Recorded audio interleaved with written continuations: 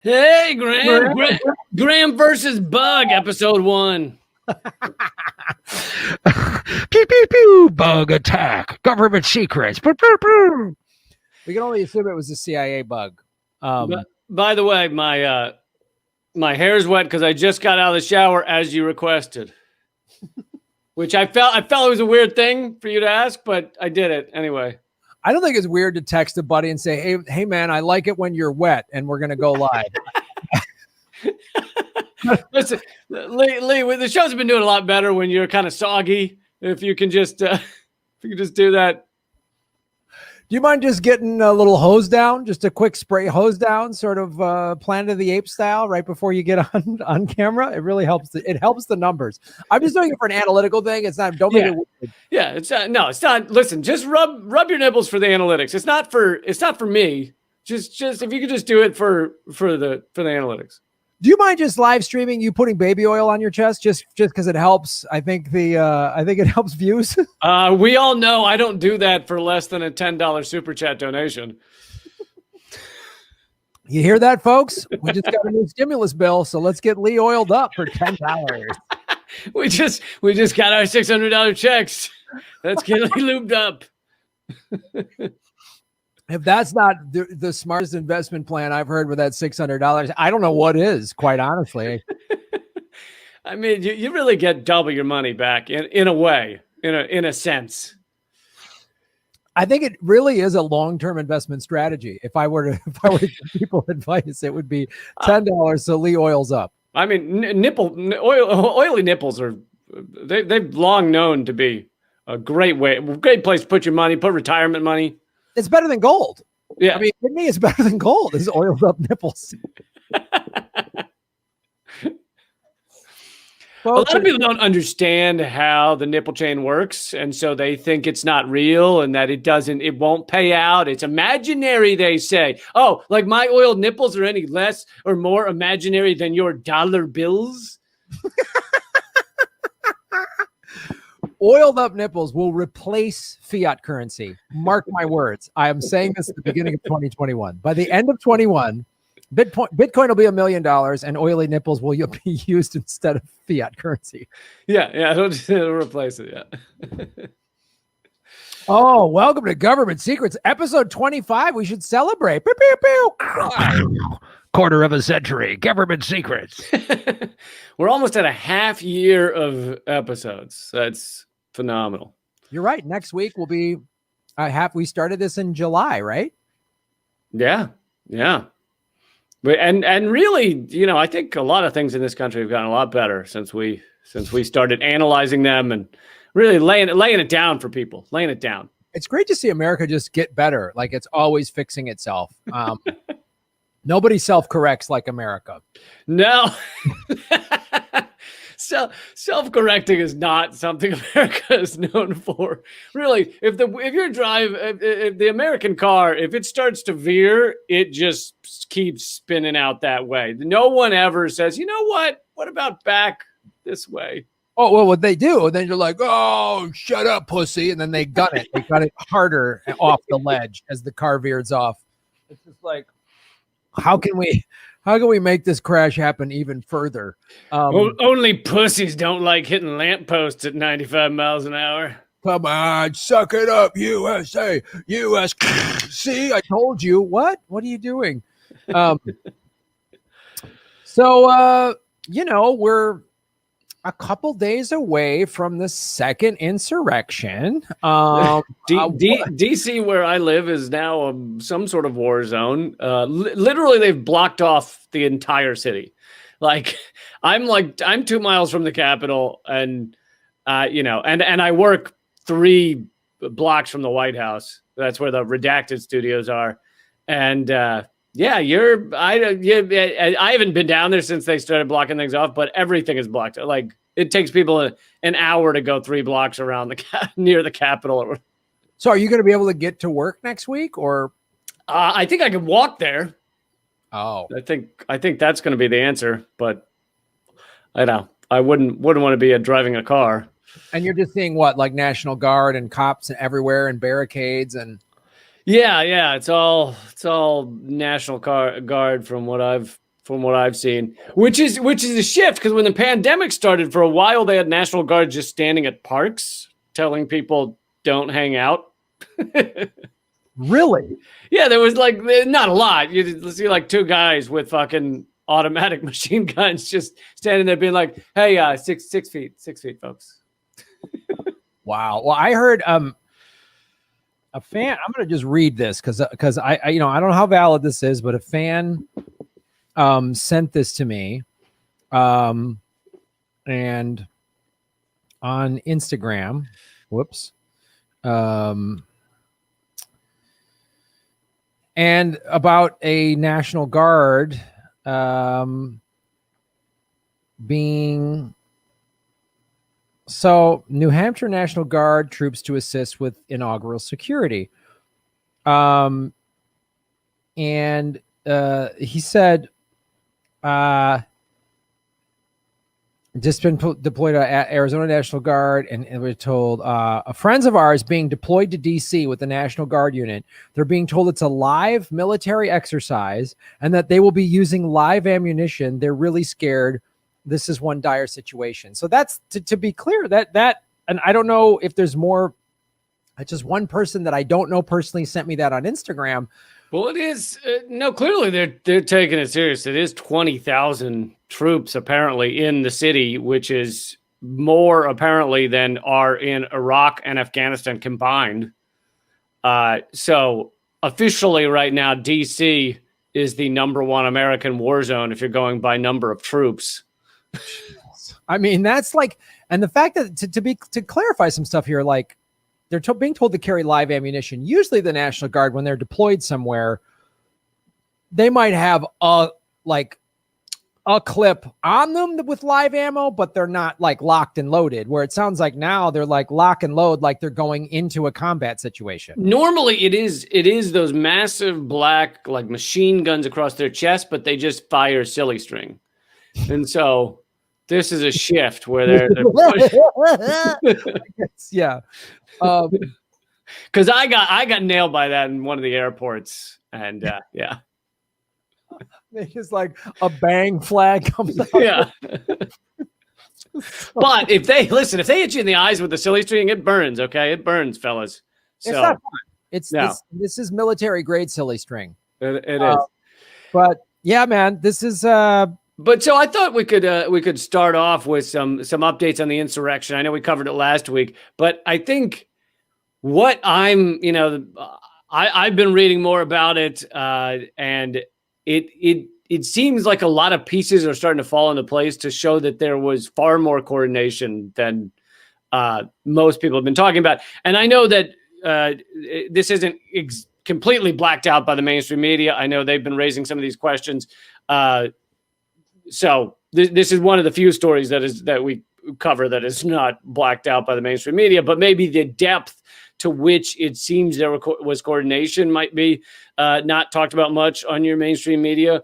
But Brian Becker with the Socialist Program podcast did a great breakdown of how there was kind of, the thing he pointed out that I hadn't really thought about is there was basically 6 days of paralysis following the insurrection. Normally, when something grand, some sort of grand attack happens, you have like immediate, like the following day at least, you'd have the heads of FBI, the heads of the Pentagon coming out saying what the situation is, and that didn't happen for days. And when the FBI finally did came out, it was, a kind of a pathetic little press conference. And so now we know that the FBI has stated that they were sending warnings around to the various agencies. And by the way, DC has, because we're not a state, and there's the capitals here and everything else, there's like literally 20 different police or law enforcement agencies. Everything from Park Police to Capitol Police to DC Police to National Guard, Secret Service. It's just crazy the amount of law enforcement that is present in DC when it wants to be. And I had thought that what happened at the Capitol, that this violent insurrection, people clearly wanted to kidnap or kill lawmakers. I had thought that it had more to do with the fact that cops sympathize and empathize with white supremacist extremists, with Trump voters. And so they kind of thought, oh, these are the good guys. We don't need much protection. We don't need to really be against these folks because we're one of them. We work for a white supremacist largely organization called the United States Police, and these people are white supremacists and right wing, and they like guns, and so they're like us, and which is the polar opposite of how they treat Black Lives Matter or things like that. Right. But it seems like it's more than just empathizing with them. There was some sort of coordination. There was, they asked for National Guard response and there was none. They were told to stand down. They had these FBI warnings that people were coming to kill lawmakers and attack the Capitol, and there was no extra personnel to deal with these warnings.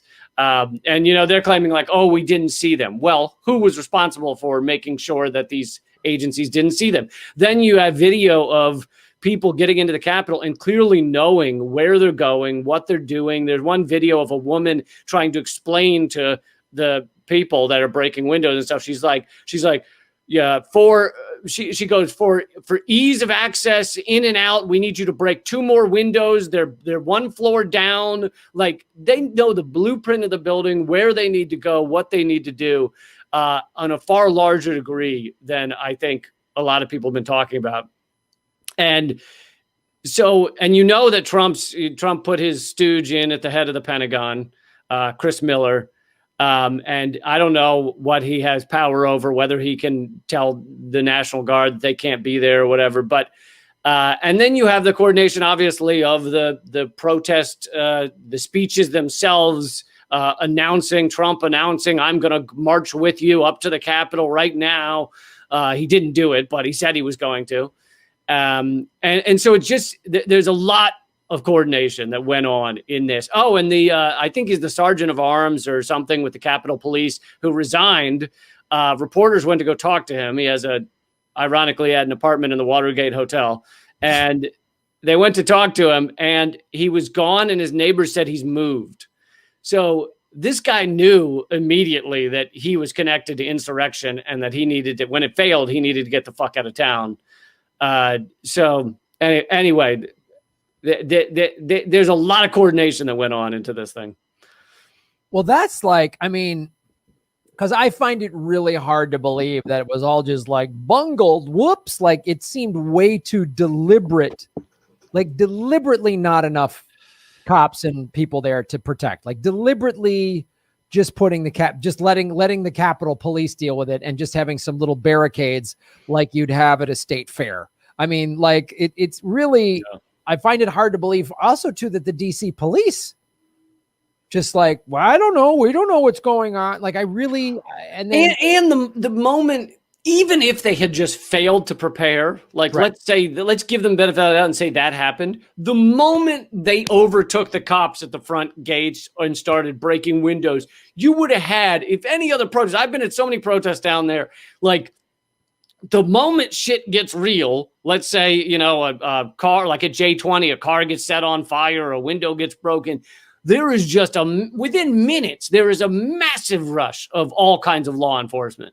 Right. And with this one, we're talking hours. Like, hours. It took like 2 or 3 hours to get a legitimate number of law enforcement to come and deal with this, which is the opposite of the way they respond to every other protest. Yeah, I find that hard to believe that the minute they breached and got inside and somebody went, they're inside the Capitol, there wasn't like 500 cops down there within 20 minutes. Just like, nope. Instead, they let them happen. They ran around. That guy had his rave with the shirt off. Just like all this insanity was happening.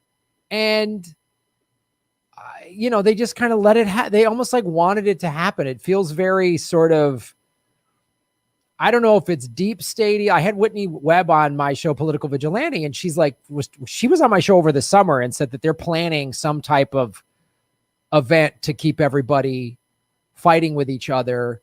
And if the long game on this is to just get more control and more surveillance, well, this feels like, because now you've got people on the left going, oh, censor the hell out of them. We want more surveillance. And so now, because they let this happen and it got so bad and there's these images on TV, they can say, oh, they're domestic terrorists. And now, so if the Sunrise Movement goes and peacefully sits at the Capitol building, oh, they're going to be called domestic terrorists. You know, if Black Lives Matter just sits in the middle of a street saying we're done being shot at because we're black. Domestic terrorists. Like, it really feels like they're using this. And then now when you say all that stuff and just seeing how this is like all these people just kind of let this happen, it really feels like they went because the domestic terrorist thing. Okay, so if you're an armed white supremacist militia and you vow to overthrow the government or kill people that don't look like you or whatever, okay, yes, they're dangerous, but we all know this. They find, you know, it's like we use the analogy of 9/11. What happened on 9/11 was awful and it was horrific. And then they used it to just anything's a terrorist, no more, you know, no rights, no habeas corpus, no nothing. And they're going to just use this. Yeah, I mean, that's kind of standard shock doctrine. When I say there was coordination, I think there was coordination in those who were sympathetic to Trump combined with those he put in that were, you know, just dyed in the wool Trump at all costs people. Right. And I think that's who coordinated it. This is not to say Democrats are superheroes. I am more critical of the Democrats than anyone. But I think that was the coordination. And then I think what you're talking about is shock doctrine. It's standard, ruling elite stuff. You use catastrophes to put in the things you wanted anyway. And one of them right now is to continue to shut down and censor discussion and speech online. And by the way, I think there is nuance in these discussions that we're generally not allowed to have. Either you're for all censorship or you're for no censorship.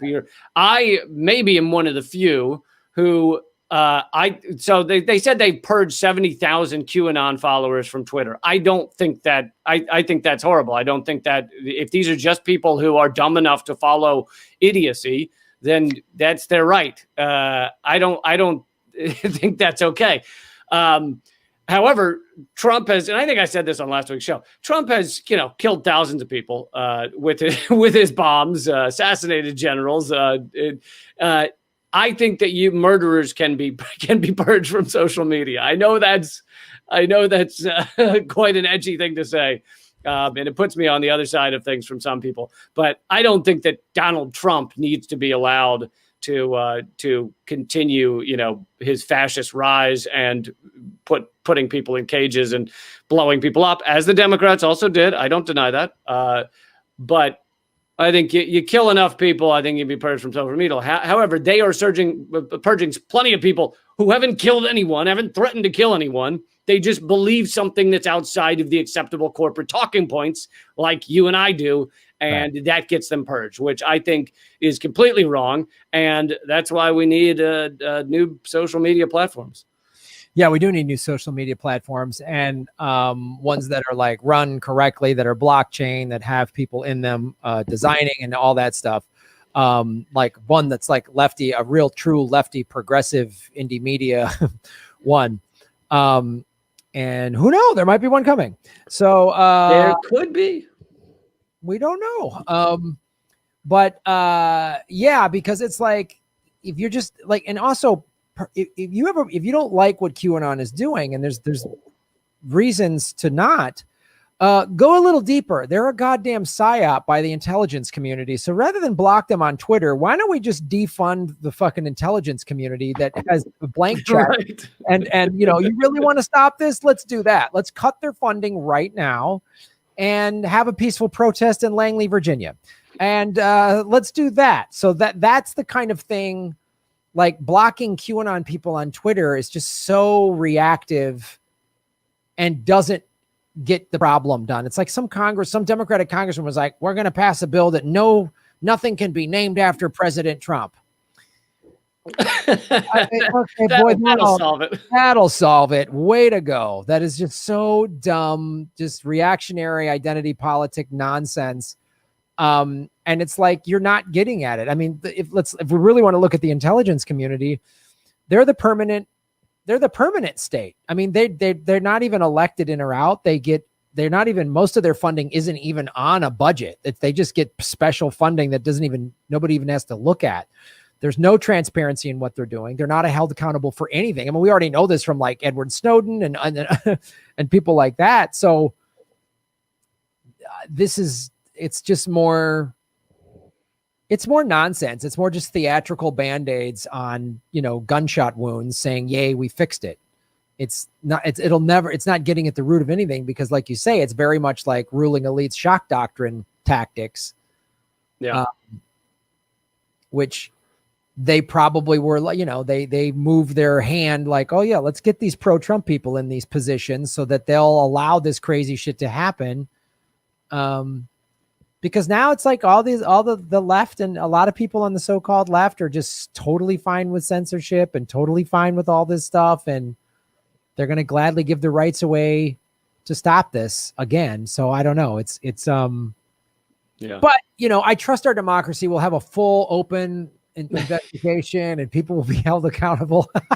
I can't even finish that sentence with a straight face. That's so silly. Especially the ruling elite. I mean, honestly, that they're going to have to build whole prisons to fill with the ruling elite, because there's just going to be too many that they imprison after this. I mean, really. Yes. The ruling elite will absolutely allow a system that they completely own and control to put them in jail. Like, that's going to happen. It's really sad. Just like they are going to lock that governor of Michigan, Snyder. They're going to lock him up for eons. Eons. For the 2 misdemeanors they just got him for. They just charged him with. Boy, when you bring the hammer down with 2 misdemeanors, that's like up to a maximum 1 year. Up to, it's just an $1,000 fine. Like, I don't know. I mean, where's he going to get that? Where's he going to get that? Huh? $1,000? I can't even count that high. It's going to be paying it off the rest of his life. Okay. I mean, how many zeros is that? I don't even know, Lee. How many is 1,000? It's 17 or 18. It's a lot of zeros. A lot of zeros. Yeah. I mean, it's definitely, barely above $600. Oh, so he can use his $600. That's true, because I'm sure he's under the limit, $75,000 a year. So he can use the $600 to pay off some of it. But yeah, so he can use some of his stimulus money to pay off his Mickey Mouse fine. Like, literally, dog off a leash is probably a sterner penalty than what he got. You can get 2 years in prison for sticking your band's flyer on the Post No Bills board. Yeah, if it says Post No Bills, you are fucked. You don't want to know the kind of hammer would come down if he pulled off his mattress tags. You don't even want to know. I think it's Gitmo. I think you go right to Gitmo if you pull off your mattress tags. I saw a guy do that once. He was just immediately, handcuffs just appeared on his wrist, and then he was prison raped. It was ugly. It was one of those unmarked vans from Portland just pulled up mattress tag and got him. This is and it's so funny to watch Rachel Maddow yesterday, like, Dave, finally. And the corporate media is reporting this Snyder thing like it's just hard, cold justice. And it's like, wow, you guys are such bullshit artists. It's unbelievable. Did you see them escorting him to court in shackles and a black bag over his head? It was rough. It was rough. Yeah, it was really. I didn't see a lot of orange jumpsuit perp walks yesterday from that guy, but I'm sure I just missed them. I'm sure. So. All right. Shall we move on?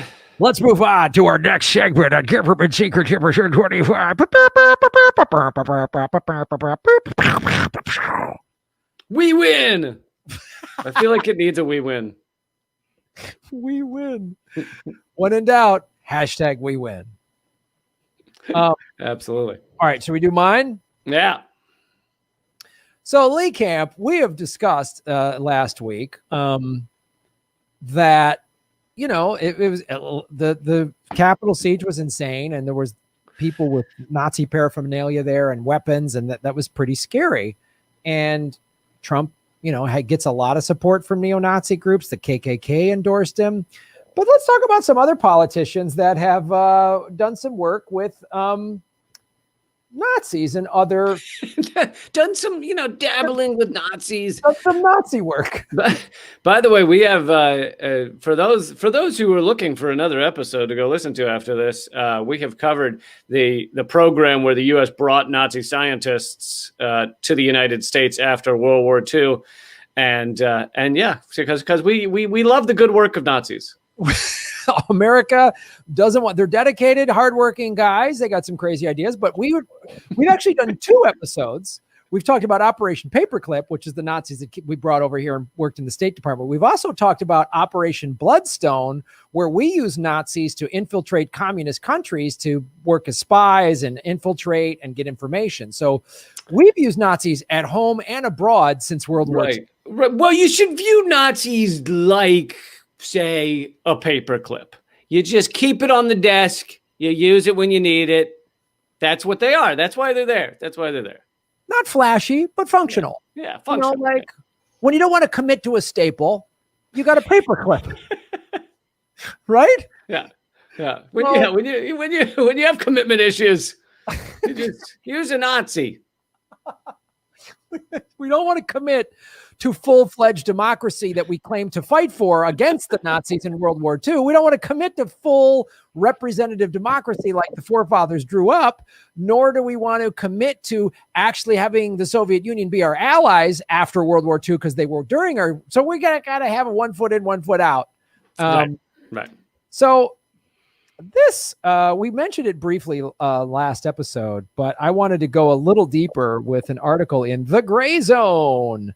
Blowback of U.S. support for Nazis. Yes, that's right. Our president-elect Joe Biden and a bunch of other Democrats, and even John McCain, boy, did they cozy up to Nazis to get, because the Ukraine had a pro-Putin president and government in there. So they used neo-Nazis in the Ukraine to get rid of. Right. We hated that Ukraine, which has traditionally been far closer to Russia, right? It'd been a partner, ally of Russia. We hated that they were closer with Russia. So we wanted to basically create a coup, put in somebody who was quote unquote friendly to the West, and take it away. And of course, destabilize the country and plunge it into civil war, kind of like what they're doing to America right now. Isn't that fun? So this was by Aaron Mattei and Ben Norton in September 2019. And I just want to go So blowback is where far-right forces that the CIA, the military, and other forces support abroad are then radicalizing and working with violent extremists here at home who carry out domestic terrorism. Now, again, this was written a year ago, but it sounds, it reads like what's happening in America today, only we did it in the Ukraine. Right. And it's also like the reverse of what we often do, which is go to countries to further create extremists, or to train extremists, or to fund and arm people like we're trying to do in Venezuela, and use them to bring down their government. Well, now you're talking about Nazis from Ukraine coming and basically training our extremists. Yes. So it's really great what the CIA does. The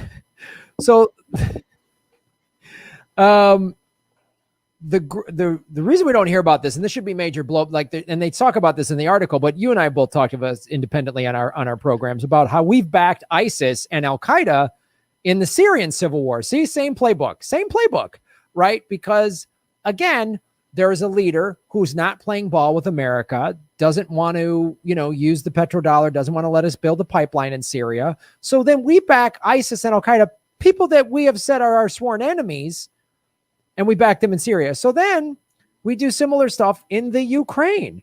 The group that wanted to join, the Azov Battalion in the Ukraine, just so happens to be backed by the U.S. government and fighting Russia. So if you're fighting one of our enemies, then we're okay with it. And what this happens is, this is like a whole YouTube video. I'm not going to show the whole video, but we backed, and there's photos of all of these people, John McCain, Biden, all standing with these neo-Nazi groups and saying, we want them. And then we helped again dive the Ukraine into a civil war. And our media says, well, this is what Putin does.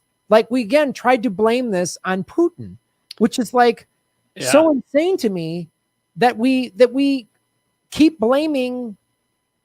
We blame this guy for the stuff that we do. Like, it's right. And just recently, the UN had a vote against the support of or furthering of Nazis and Nazism. And it was basically a vote just to condemn that. But because it was put partially because of our allying with Nazis in Ukraine, and partially because it was put forward by Russia to condemn Nazism, the U.S. was one of only 2 countries to vote against it, to actually vote against condemning Nazism. So there's also, this is tied to Ben Norton. Bomb plotting extremist American soldier tried to join U.S.-backed neo-Nazi militia in the Ukraine. Like, this is like a far-right U.S. soldier arrested by the FBI for plotting domestic bomb attacks. Remember now, last week they found pipe bombs at the RNC and the DNC.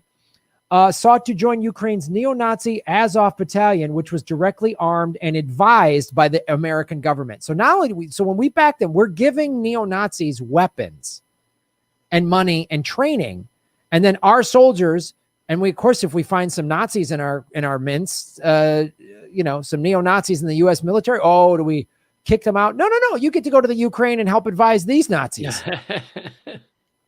So it's insane. While serving in the U.S. military, this right-wing extremist gave fascist militants in Ukraine and other countries information on how to build bombs, including what he called cell phone IEDs in the style of the Afghans.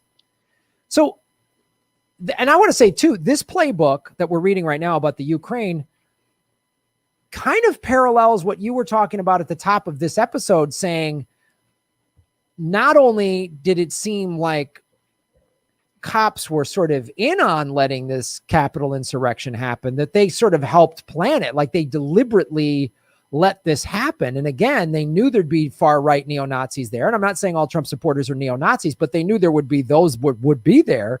And then, oh, wow, we're just going to kind of open up the doors and let them get in there. And it's very similar here. Yeah. Because the FBI said that he had planned to travel to the Ukraine in order to join the Azov battalion, a neo-Nazi militia that has for years been directly supported by. So we've been supporting this neo-Nazi organization for years because they're against Putin. So if you're against a guy that's not going to do business with us, that doesn't want to use the petrodollar, we don't care if you're a Nazi. Like, this is, did Benjamin Franklin, when he said beware of foreign entanglements, I think this is what he was talking about. I don't know. I'm not a historian, but it's unbelievable. Yeah, and I guess it seems shocking because we hear so much like about how horrible racism is and about how America's trying to get past our racist past, etc. But the truth is, we are founded on white supremacy, obviously being a slave nation, but we have continued, that legacy has continued rippling underneath us, and it's not gone. It's we've mentioned before, Woodrow Wilson inducted into the Klan in a White House ceremony. Truman tried to join the Klan, but they wouldn't take him because he wouldn't stop hiring Catholics. And you blame him? I mean, I was raised Catholic. I wouldn't want to hire Catholic. I mean, come on. So wait, you're saying you'd be all right? Which your application to the Klan got approved, or? Yeah. I got rubber stamped. It was really weird. And our police, the way our police force works, like basically the origins of our police force, which it didn't start as America or most countries did not used to have a standing police force of guys with guns standing on corners. That is a newer advent, and it started with the slave patrols. Right. Random townspeople with guns would wander the town looking for anybody black who was not at their plantation or with their master or whatever. And it has grown from that. So much of America and American policing has white supremacist and racist past and origins. And it makes for natural allies with these neo-Nazi groups. I think in a kind of ideological way. So although I'm not saying everybody involved in America and American politics is racist, or at least not this horribly racist, there's a lot there. There's a lot of basis in that friendship. Well, the other thing too, and there's also just this kind of looking the other way, or just sort of like, well, America's not perfect. It's like, no, like you said, it was born on racism and genocide, the genocide of the Native Americans. Yep. It was a slave owning state. And so there has been this white supremacy from the get-go. I mean, even the drafting of the Constitution, like 3/5 the person, and wealthy, white male landowners get more rights, and the Electoral College is designed to protect them, and all this. Right. All men are created equal referred to 6% of the population at the time, white landowning men. Yes. And so it's like, and then we go through all of that in World War II, and Nazis are bad, and then we still keep them around and still use them. So there's people who are, Nazis that have made it into the highest levels of our government. I mean, there's no two ways about it, or at least have not Nazi leanings, which is like Germany said after World War II, like, we're done. You can't, the flag's outlawed. They've outlawed the Nazi flag. You can't have a Nazi flag in Russia unless it's World War II art that shows like smashing, that like putting a boot on the Nazi flag or something like that. It's the only where it's permitted. And we're like, well, freedom of speech. And it's like, I'm all down with freedom of speech, but this feels like it's more rooted in white nationalists keeping their message going and why they've been allowed to flourish so long. And then again, this going back to the Ukraine here, publicly available photos show U.S. military advisors directly meeting with Ukrainian neo-Nazi militia, but the complete lack of critical coverage from a compliant mainstream media has ensured that few Americans know about their government's double game with fascists. Why wasn't the corporate media screaming from the mountaintops, hey, we're backing Nazis? Right. Why is this podcast with two comedians, one, who's kind of wearing an okay shirt, the other one who's oiled himself up in some creepy pre-show ritual? Whatever. Would we call yours a kind of okay shirt? Is that what we're going with? Listen, there was a time I remember where you had a pocket on your shoulder, and that cannot be allowed to fly. Well, if you allow one small pocket on a shoulder, then it really is a slippery slope, Lee. Then we're just going to have weird small pockets all over our clothing. It is. And this show really is an affront to small pockets. But yeah, man, like we're the only ones talking about it. Like it kind of. And when I always am covering something on my show, and I'm sure you're the same with yours, and as when we do it here, I'm always like, part of me is like, wow, we're covering something nobody else is. And then I go, really? Like, yeah, it's up to, we're the last line of defense is nightclub comics. Yeah, like, no, it terrifies me. I'll get excited. I'm like, oh man, I did some, I was one of like a handful of people that was really covering the Trans-Pacific Partnership on like a regular basis. And then I'm like, why? Why was that? No, it shouldn't be this way. I used to close my show with a vibrator joke. Like this shouldn't, why am I being in charge of this? Like, I'm hoping to close my show with a vibrator joke. I just need to write a good one. But, it is. It's both exciting to cover this stuff and terrifying that we're the ones doing it. And also I was thinking of like, if you look at some of the biggest political moments in the past few years, you have like like the election fraud against Bernie Sanders in 2016.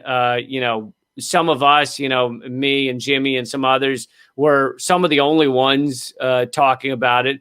Then you have, obviously there was the force the vote thing that was led by Jimmy Dore, and then you have actual, even though he wouldn't consider himself a political comic, but Hannibal Buress brought down Bill Cosby and helped kind of spawn. It was at least a fuel that the kindling that spawned the Me Too movement.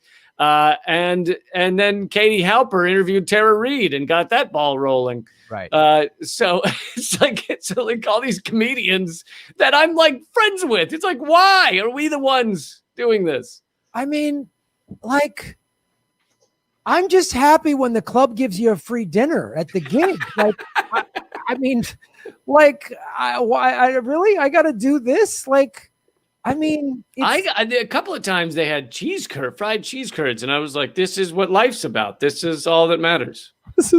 I got into showbiz. I became a comic so I wouldn't have to wear a suit and tie. Like this dress shirt that I got at Ross for $6 is like the most.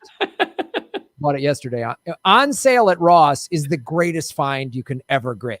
It's already like a $12 shirt, but on sale at $6 or what. It's amazing. I remember I used to buy at this shop that it was in New York, so I can't go there anymore, but it sold stuff that was damaged and so they were selling it for a tenth of the price or whatever. And so I remember one time specifically, I got a pair of shorts that was like great. And it just had a large smear of red across it. And I don't know whether it was blood or paint or nail polish, but they were my favorite shorts for years. The murder evidence was your murder evidence. Yeah, they got lost. They're still looking for that evidence. Is that why when you say I can't go there anymore, is it because you were banned because you went in there and would just throw blood on stuff to try to bring the price down? Or you can be honest with us, Lee. The show's called Government Secret. I think I've already said too much, honestly. But. Oh man.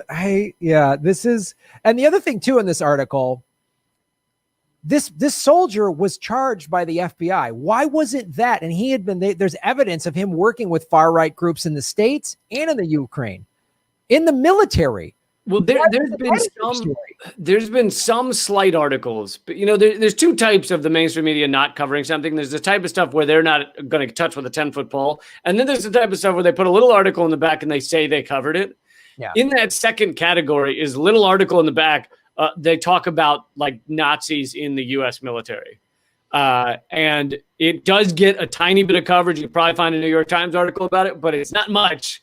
And it is like a serious problem of like Nazis in the U.S. military. Well, think about it. If you were like raised to be a neo-Nazi or whatever, however you came to that ideology, and you're like, what is that? Is that homeschooling or public schools or?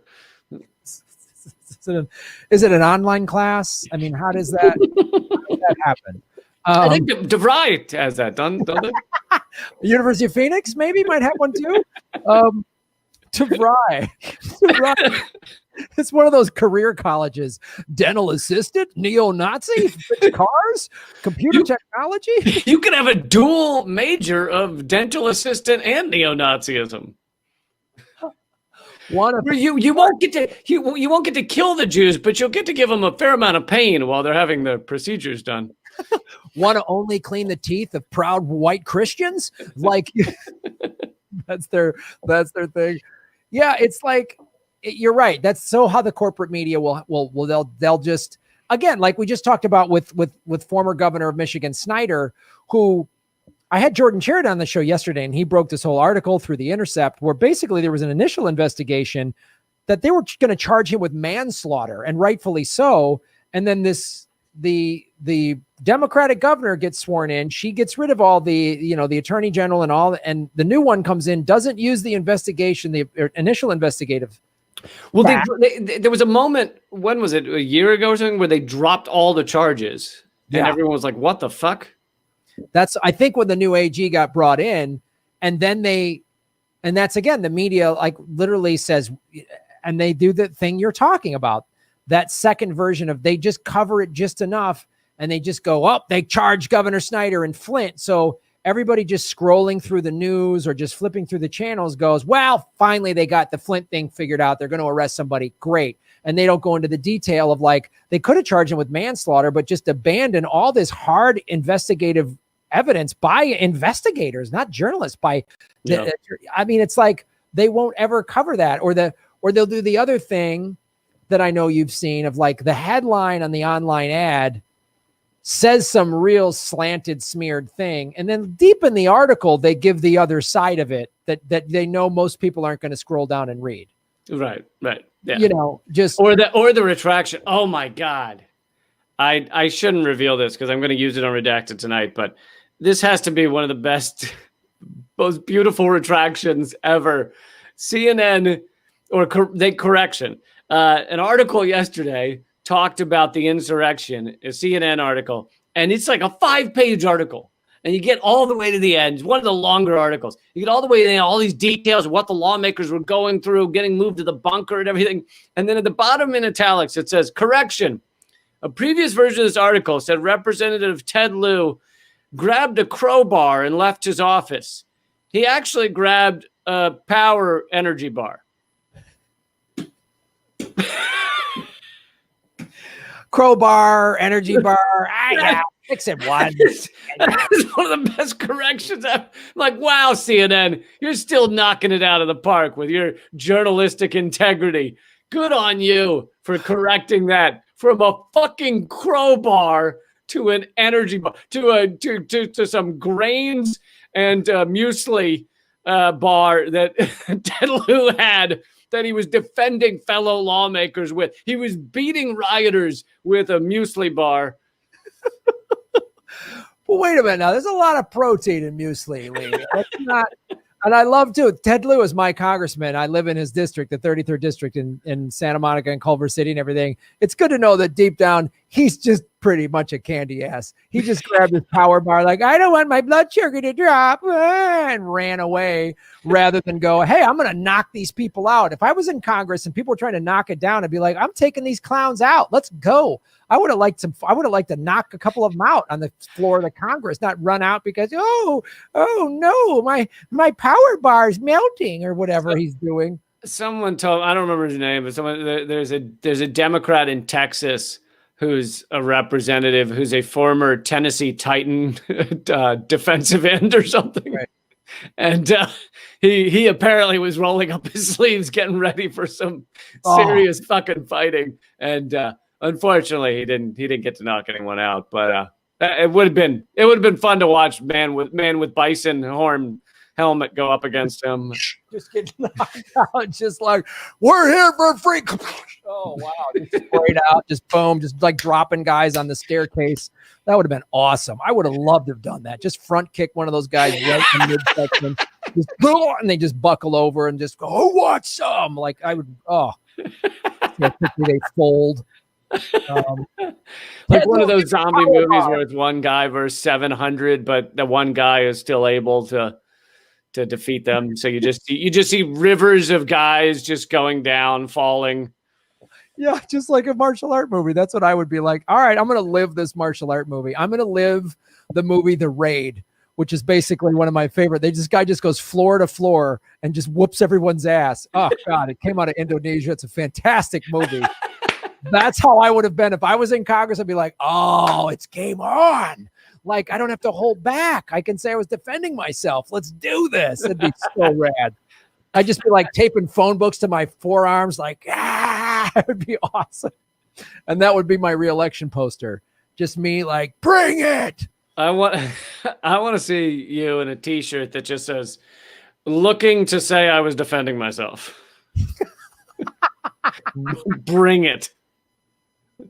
Just anything, just like deliberately like hit my head on the guy's shoulder. Oh, he attacked me. Ow. Look what you made me do. Yeah, I mean, you did tell me you took out a couple of people because they were within 6 feet in line at the grocery store, right? They were within your pandemic bubble.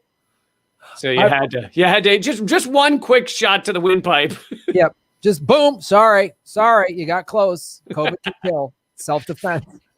I was thinking in these last few minutes we could actually talk a little bit more about Flint, and I think we've gone through some of the government secret of it, but I think kind of the deeper level of government secret of Flint is that this is actually how the economic system works. Flint is now a corporate sacrifice zone. It is a city that was basically left to die because it had been fully extracted. The labor, the resources of that city had been used and abused and sucked out of it like a parasite. And the people that are still there, it's almost 100,000, I think, still live in Flint. And they are the detritus of the corporate capitalist machine. So it's not surprising that you have mostly white, although not all white, but ruling elites that don't care. They're trying to save money on the infrastructure by switching to the Detroit River water, which is woefully polluted and then causes the lead pipes to get into all the water, and they still don't fix it when they find out, because that would cost money. Why spend money on a city that has been kind of left to die? This is no longer useful to the capitalist machine. And to me, that's the grand secret of Flint. It is not just Flint. It is so many cities across this country that they get exploited, they get used up. A corporation usually has their home there and it fully pollutes it. The workers are old and destroyed. The pensions get too expensive, so we don't want to keep paying these pensions. And so they, wrap up shop and leave and outsource the jobs. And sometimes they find ways to stop paying the pensions. And, they go to a new city. So the economic system marches on and finds new workers to churn up and spit out. Yeah. It's like, again, like talking to Jordan yesterday on the show, he was telling me, and I believe it was the Detroit River was where they were getting it. That was the Detroit water was clean. And then the Flint River, they switched to that, which was okay.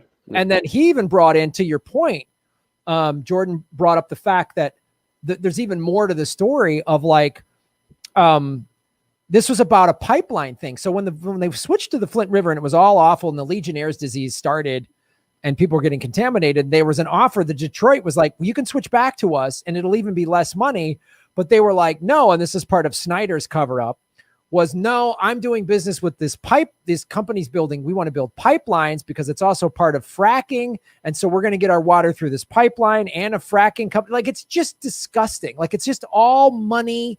And it's just typical, capitalism. I know people are sick and dying and we can't get clean water, but there's more money to potentially chase down the road that's riskier, but a bigger profit. Like, it's just insane. And government. Well, wasn't it I don't know, not far from Flint, Nestle was extracting tons of clean water, and they were paying apparently like a $200 fee to have the rights to extract all that water.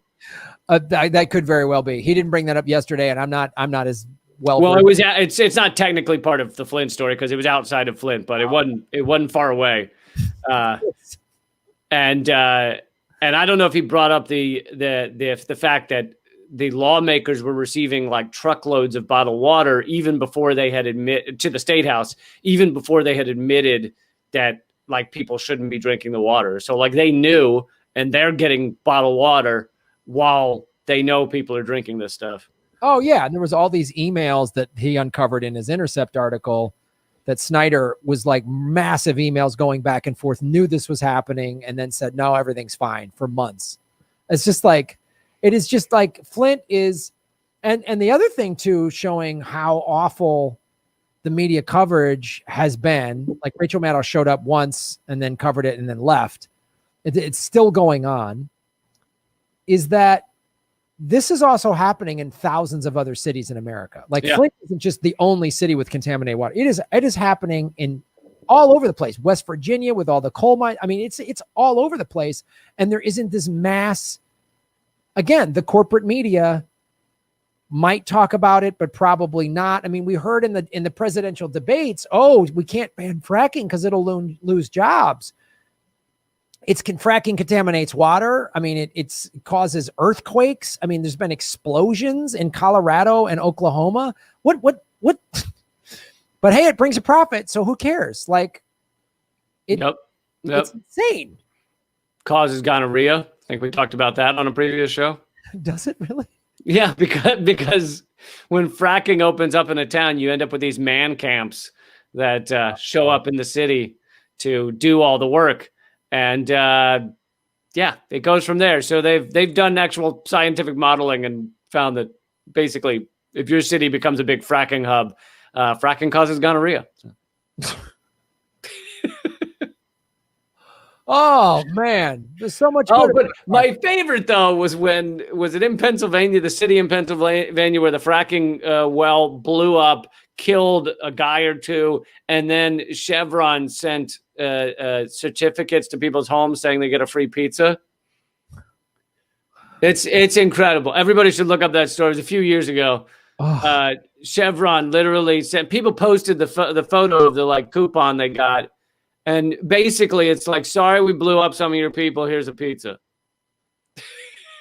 Wow. I mean, boy, you couple that with some ice cream from Nancy Pelosi and you gotta have a nice night. I mean, that's a good pizza and ice cream. Like, you're doing okay. I mean, yeah, your town got blew up and you lost friends and family, but you got pizza and ice cream. I mean, you can't say these companies don't care about you. Yeah, you can't argue they don't care.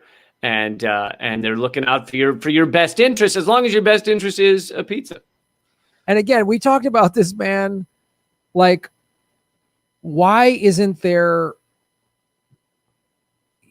people wanting to seize control of Chevron's headquarters or a plant that's poisoning? Why is it like this for Trump and this election? Like, when are people going to go, we need to peacefully take over the people that are in power, not just, I mean, I can tell you the police response would be far different if you tried to take over Chevron's headquarters. They try and take over the Capitol. It's really not that. Apparently, there aren't that many people there to stop you. But you try and go inside a Wells Fargo or a Bank of America. I remember the reports of the guy who was arrested and facing like 10 or 20 years in prison for drawing in chalk outside a Bank of America, saying that they were screwing over people. Oh, and they just probably kicked his head in and yeah. Well, all right, Lee. Are there any more government secrets? No, I think we've done them all. So this is the last episode. we fixed it. America's fixed. Government secrets fixed all of America's problems. Final episode.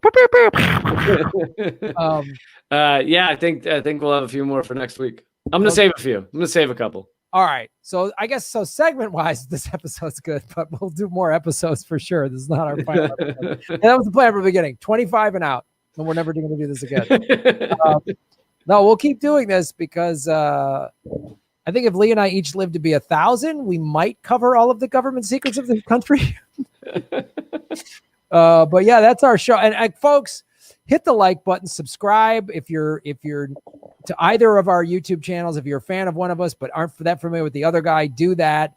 And then with the Government Secrets podcast on iTunes and Spotify, positive reviews, like, share, do all that stuff. We're only 25 episodes in. We really want to grow this show. And we can tell people to join us Saturday for Project X, can't we? Yes, Project X is at 2:00 Pacific time, 5:00 Eastern time. I'm going to be Saturday, January 16th. You're speaking, Jimmy's speaking, Bill Binney. Oh, that's tomorrow. Yeah, that's tomorrow. That's right. That's tomorrow. So if you're watching this live on Friday, January 15th, that tomorrow, January 16th, Saturday, at 2:00 Pacific time, 5:00 East Coast time. Bill Binney will be speaking, Chris Hedges, Susie Dawson, Project X. It's a really cool thing that we're all part of. I'm going to be restreaming it on my YouTube channel as well. So if you go to youtube.com/Graham Elwood, you can watch it. And I think they're going to stream it in several locations. And we promise at some point during that, we will tell you what Project X is. So. It will be revealed. And I don't know if Lee is going to be oiled up or not, but that might be part of what Project X is. There have been many requests. Many. So and by many, I mean two, and both came from my high school history teacher. So, Well, now we know why you got an A. So that's fantastic. And Lee, where can people watch all your other stuff that you're doing? yeah, it's all the easiest place to remember is leecamp.com. I do live streams almost every day, except sometimes. And and my TV show is called Redacted Tonight. Last week I had on Mark Skidmore, the economist who discovered the $21 trillion of unaccounted for adjustments in the Pentagon's financial books. Yeah. Oops. Missed 21 trillion. Oh, was it under the couch? Where was it? In his pocket or?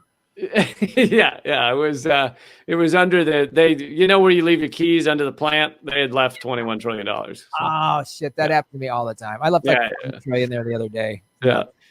So, Redacted Tonight, and then another podcast called Common Censored. But yeah, it's all at leecamp.com. That's the best place to go. You can sign up for the free email list there as well.